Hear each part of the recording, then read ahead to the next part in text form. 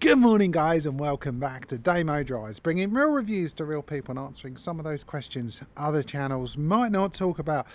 When it comes to the automotive sector, it is changing massively. Everything is going EV. No longer will you be able to buy new petrol cars in only 8 years here in the UK, and I'm sure that's the same all around the world. But it's a bit of a minefield. There are so many terms to get your head around. There are so many things to do with charging.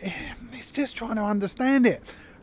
I'm trying to understand it as well, and I've put this video together, well, to try and help you guys if you're looking at getting an EV, because so many people are.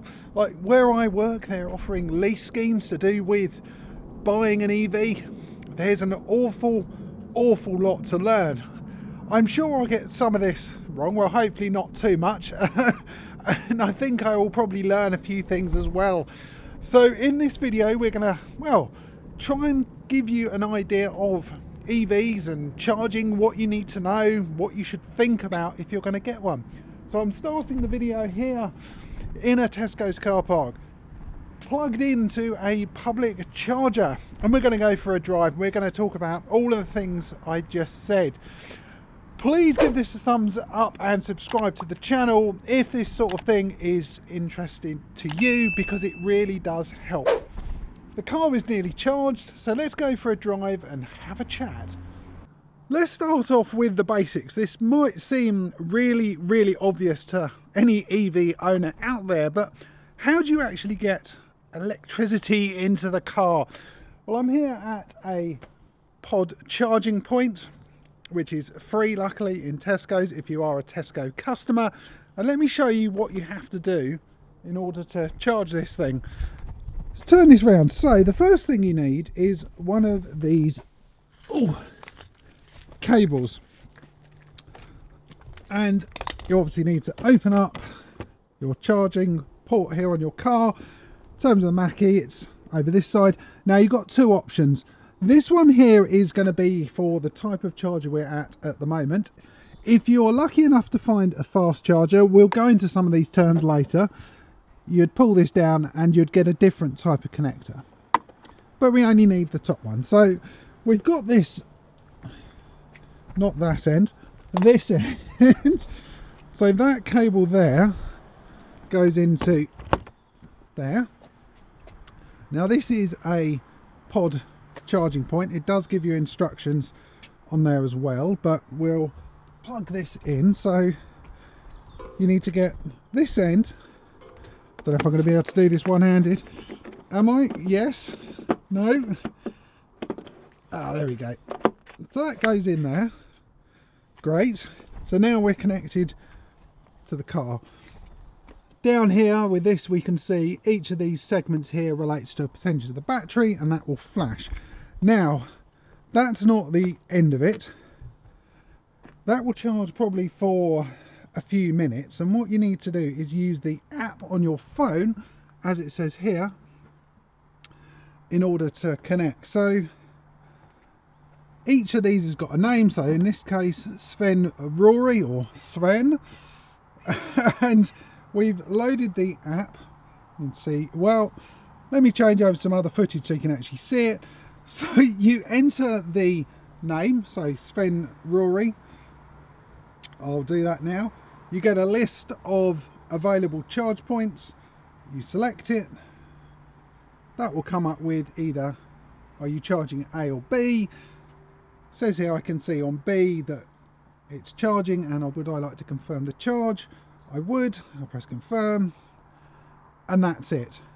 So now the car is getting some electricity. Pretty simple once you know what you're doing. But that's with this particular type of charge point. There are many other charge points and cards and schemes. Free charging like this one, ones you pay for, ones you charge at home.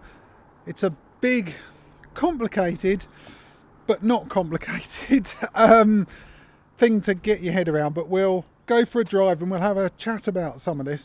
If you do have any questions about this, put in the comments down below. Either I will try and answer them, or hopefully EV owners will go, Yes, this is the answer. So yeah, let's hop in and we'll go for a drive.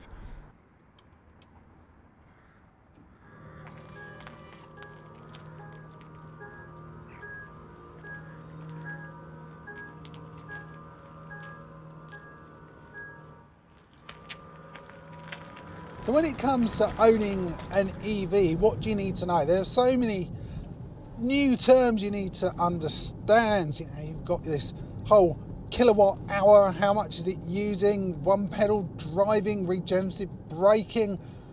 It's a bit of a minefield, but I want to try and turn it into plain English. I don't even understand all of it, but I'm sure once you've been going a while, it makes perfect sense. It's a whole new language for us petrol heads.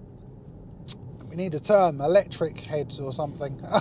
Anyway, let's get cracking then. I want to talk about the charging side of it. With the good old days of fossil fuels, you had the option of diesel or petrol. It was quite easy to do. You'd go into your petrol station, put the pump in, walk inside and pay, and that was it. With an EV, on the other hand, there are several different options. Well, quite a few different options you can consider. So let's start off with probably the most efficient way of doing this, and the way you're going to save the most money and probably the easiest is charging at home. Now, you can charge it from a normal 3-pin plug. It's easy. You normally get an adapter with the car, you plug it into your wall, not an extension lead, because that is very dangerous. They don't recommend that at all. Plug it into your car and there you go, it starts charging. Seems quite straightforward, doesn't it? The issue you have, it's not really how you charge it at that point, it's the speed and practicality of charging it. So we'll talk about this Mustang Mach-E that I've got here. So the size of the battery, which equates to the size of your fuel tank, is 68 kilowatts. We'll go into a whole kilowatt hour thing a bit later. But you've got 68 kilowatts that need to go into the battery to fully charge it. And if you do that, you should get a range of around 249 miles. Fine. Okay, when you plug it in with a 3-pin plug, you can put 2.2 kilowatts into your battery. So if it's at 0, 68 divided by 2.2, that will give you the number of hours, but it doesn't quite work like that. But for simplicity's sake, we'll say it does, and it's going to take a long time, as you can tell. Now, the best option is having a fast charge or a home charger fitted, and they're around anywhere between 600 and sort of £1,200. Energy companies are doing them. You can get various deals, so have a look around. Don't take that price as gospel. And with one of those, it will charge around 7 kilowatts. So again, that same battery size, 68 divided by 7, this Mach-E will do 10% of the battery to 80% in around 7 hours. So that is far more practical and the best option. You get good savings. Some of the energy companies do special tariffs, so you get it even cheaper. You can set it up to charge overnight when there's like special rates going on. So that's the best way of doing it. Nice and easy. That isn't complicated. Well, I hope it's not. Anyway, the complication comes when you want to go out and charge in public. Now, I started off there in a Tesco's car park. That is a 7 kilowatt, so the regular one you could do at home. But as you can't just plug it in and leave it. What you have to do in that case, so that was a pod charge point, you plug your car in, fine. You download an app on your phone, and you then have to connect the app and say, I'm at this charging station, press a button, and then it will charge. So that's fine. The issue really is there's not just one charging network. And generally, each network needs its own app. A number of them, you then have to enter your credit card details. Some of them you have to top up beforehand. Other ones you have to set up a direct debit. The one I tried, I think it was Shell. I had to order a card. So you think, okay, I'm going to charge there. I think Shell's a bit different because you can actually pay at the pump, pay at the charge station. So you can just blip your credit card. Fine. So you got those. So you end up with about a dozen different apps on your phone, which I suppose once you've got them on there, that's fine. But it's when you come across another one and you're sitting there and think, I need to charge. And it's like, download the app. I can't do that. There's no signal. Set this up. Yeah, that's not easy. You've then got another option. What speed do I want to charge the car at? Now, the best one is a rapid charger. So this Mach-E will charge at 115 kilowatts. So like I mentioned, at home you can charge at 7. This will charge at 115. So that's like 10 to 80% in 38 minutes roughly. So that becomes really, really practical. That is a very good thing. But there's always a but with these things. You have to pay more per kilowatt to actually charge your car. So with Shell, for example, I think at this point in time, it's around 69p per kilowatt. At home, you're probably going to pay 15, 20p maybe at the most. I've seen some tariffs that are like 5p. So you're going to pay significantly more. If you're rapid charging, it's not going to be a million miles away from having a normal petrol car, which is one of the reasons for getting an EV is to save money. Yes, it's about making the environment greener and sort of all lovely things like that. So that's the fast charger. You've then got like a sort of an in-between, so you can charge at say 50 kilowatts. That is a bit cheaper, but takes longer. So you've got all these various different options, depending on how much you want to spend, whether you've got the time, etc. So as you can see, it's a little bit complicated. Future me here, I've completely forgot to mention, many of these public charge station providers actually do a subscription service.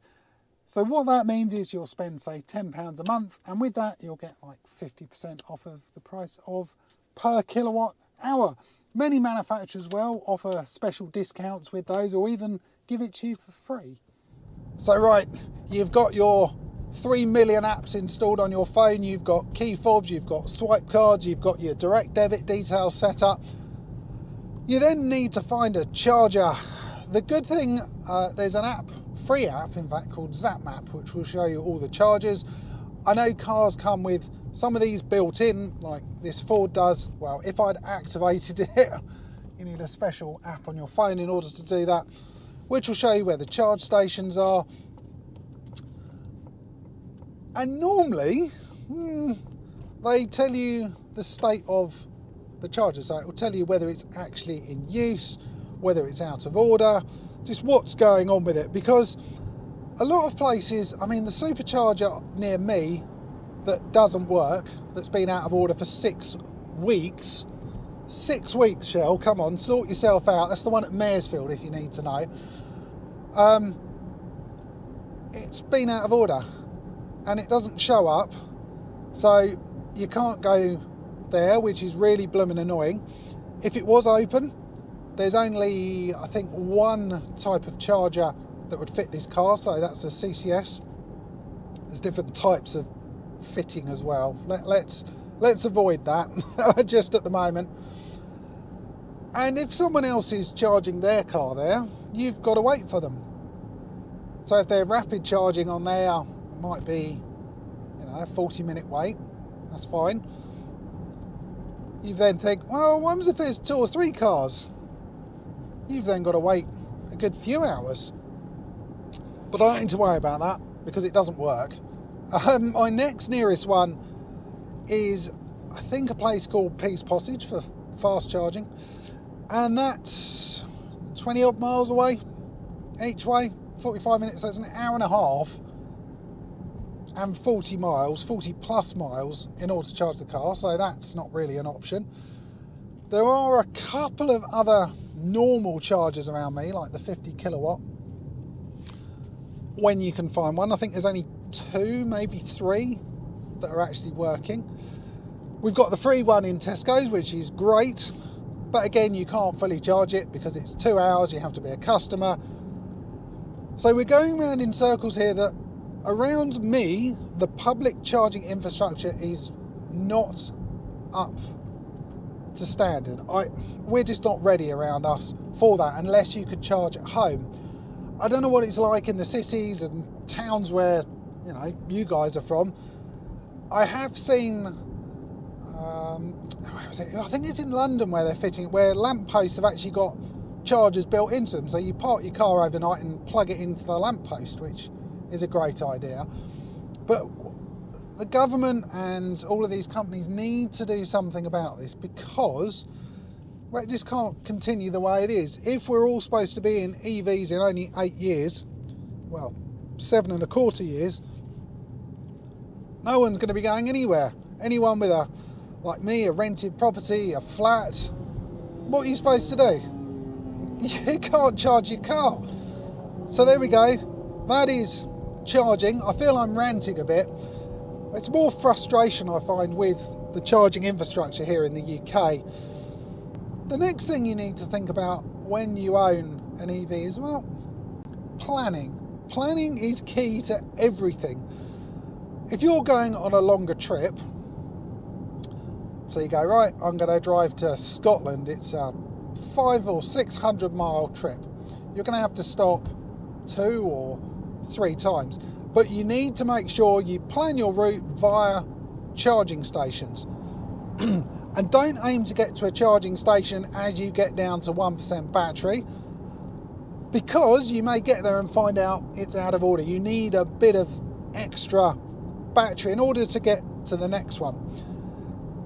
And the thing that gets maybe slightly more complex, and for the health of your battery, now I may get this wrong because there's no real information out there. I've watched some videos by, you know, there was a scientist who talked about this, you know, forums and stuff. They say you shouldn't drop your car below 10%, and you shouldn't charge it above 80% at a rapid charger. So you're going to lose, you can't really charge fully at a fast charger when you're going on one of these long trips with multiple charging. So you're going to end up with, you know, 70% of your total range. So you need to think about that. So you are going to need to plan in your stops, because if you run out of power in an EV, I'm not quite sure what you do. Yes, you have to ring up, you know, breakdown service. I think they have to have a special truck because you can't tow EVs. You have to, sorry about the gale, my windows are steaming up. Yeah, you have to have them on a flatbed because you can't tow them. So it's something you need to think about. And that way you can't just walk to an EV station and put some electricity in a can like you would do petrol. I have seen, I don't know how commonplace they are or whether it was just an idea, but like mobile charging trucks that could come out to you and give you a bit of juice in order to get you to the next charging station. So plan your route.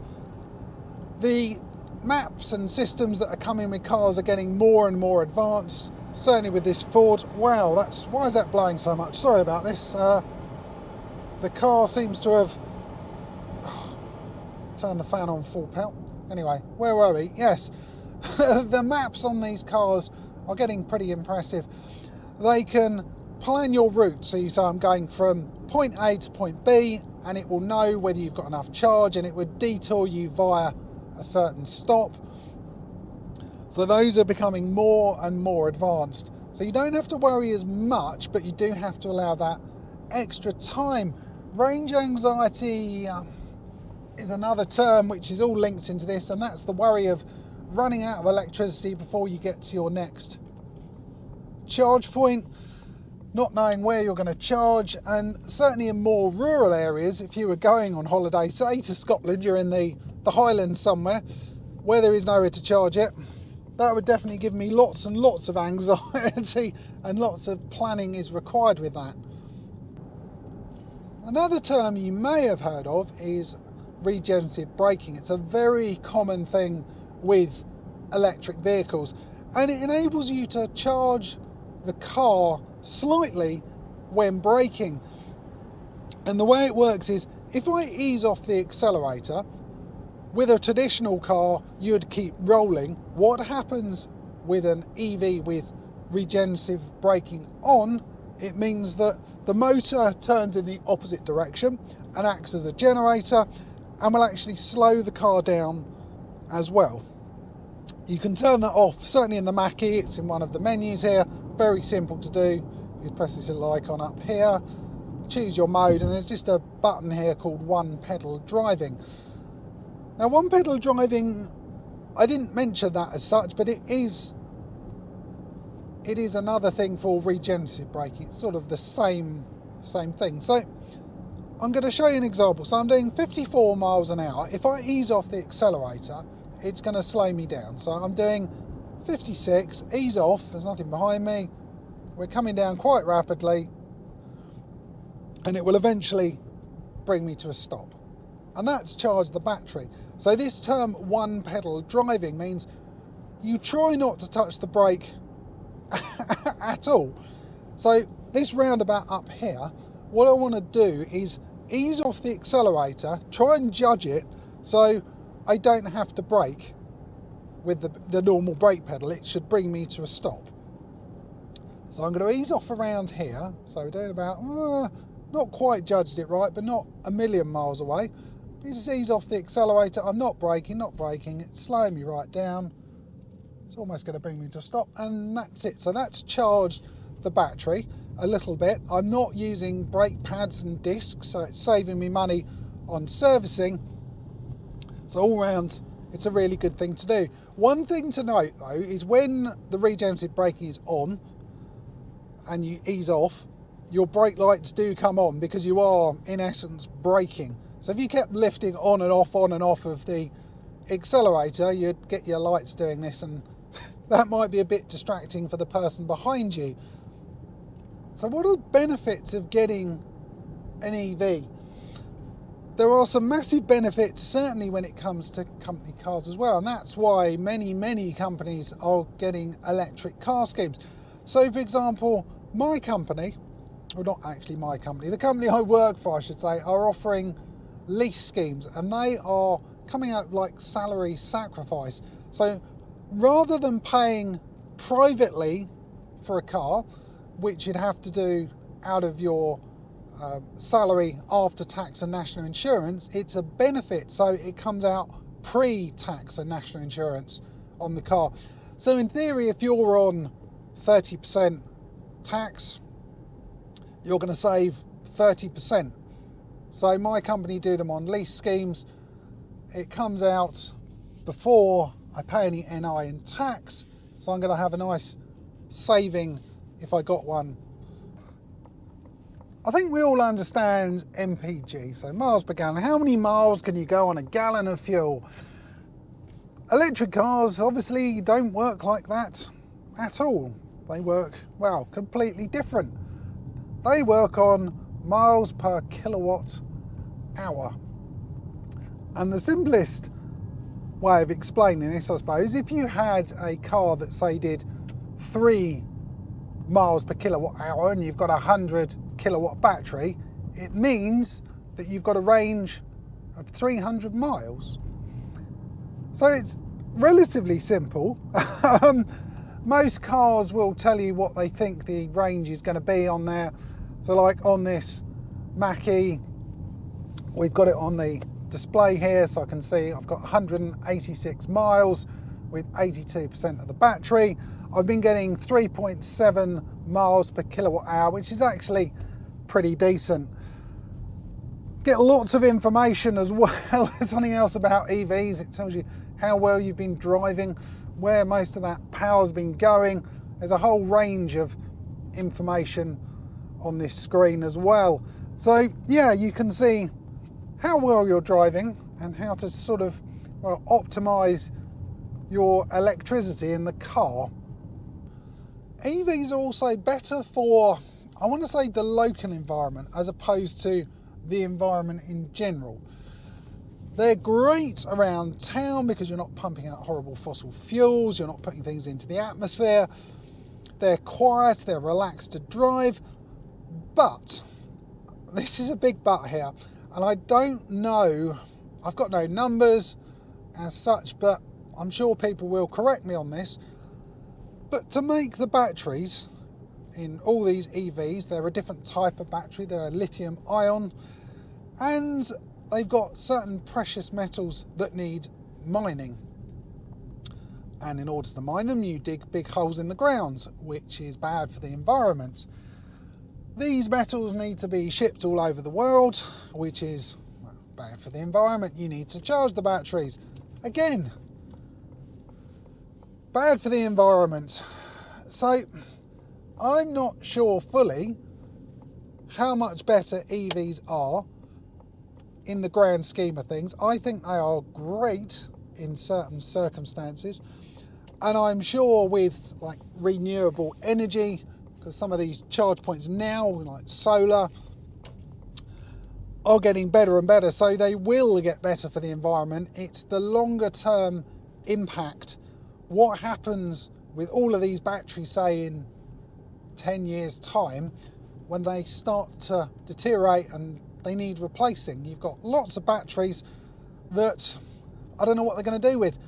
They have been experimenting, maybe they are even using them for like storing energy off grid, so you can build up like a power bank of batteries and then they're used on the grid.